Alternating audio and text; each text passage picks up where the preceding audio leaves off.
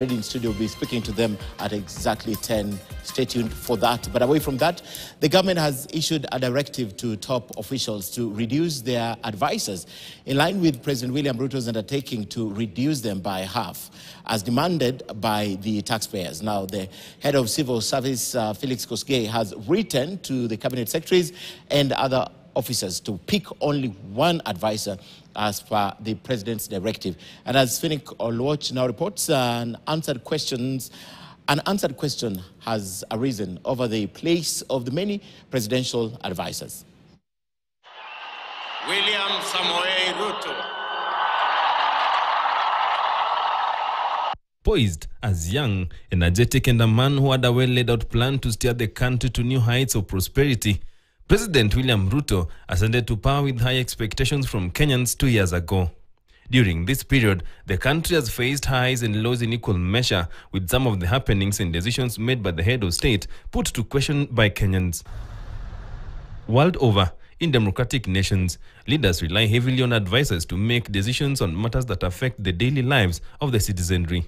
Back at home, this is not different, as the president has a contingent of advisors on matters ranging from laws of the land on governance and policies, economics, security, and foreign affairs, among other key areas.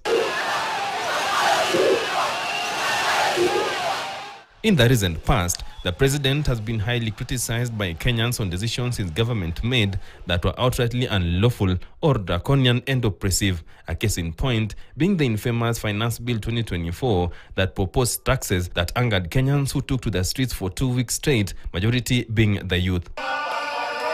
The Finance Bill 2024 sought to impose a 20% excise duty on mobile money transaction, 16% VAT on bread, and 2.5% motor vehicle tax, among other contentious taxes, a move that Kenyans felt the president was out of touch with the economic hardships Kenyans faced.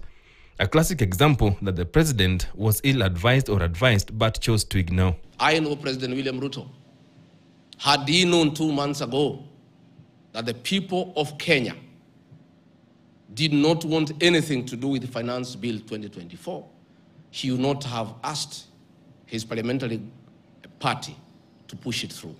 Dr. David Ndii, who chairs President Ruto's Council of Economic Advisors, has continuously been slammed by Kenyans on economic decisions made by the government. The Attorney General Justin Muturi has also been accused of not offering proper legal advice to the president. One of the recent questionable decisions by the president was the deployment of Kenya Defence Forces KDF to suppress protesters in CBD Nairobi and the formation of the Forensic Audit of Public Debt Task Force. Nominees to the task force, who included the Law Society of Kenya President Faith Odhiambo, turned down the appointment, with the Law Society of Kenya issuing a statement terming the formation of the task force as unconstitutional and further stating that the audit responsibilities lie in the mandate of the Office of the Auditor General. In his defense, the Attorney General Justin Muturi, speaking to KTN News, said he offers legal advice to the president only when sought by the president, arguing that most of the recent decisions that conflicted with the constitution did not have his input. In the conversation, the Attorney General disagreed with the deployment of military to engage unarmed protesting civilians in Nairobi and the formation of the Forensic Audit of the Public Debt Task Force. And as Kenyans continue to question the efficiency and competency of the president's advisors, the head of public service, Felix Kosgei, has released a directive reducing the number of advisors in government by 50% with immediate effect in a statement, and I quote, "It is notified that the president directed that the number of advisors in government be reduced by 50% with immediate effect. By dint of the presidential action, the number of advisors assigned to each cabinet secretary has been revised from 2 to 1. Additionally, the number of personal staff attached to you will remain as set out in Public Service Commission guidelines, being 2. Finnick Oluoch, KTN News. We have news just in, but we'll be telling you about it in a short while.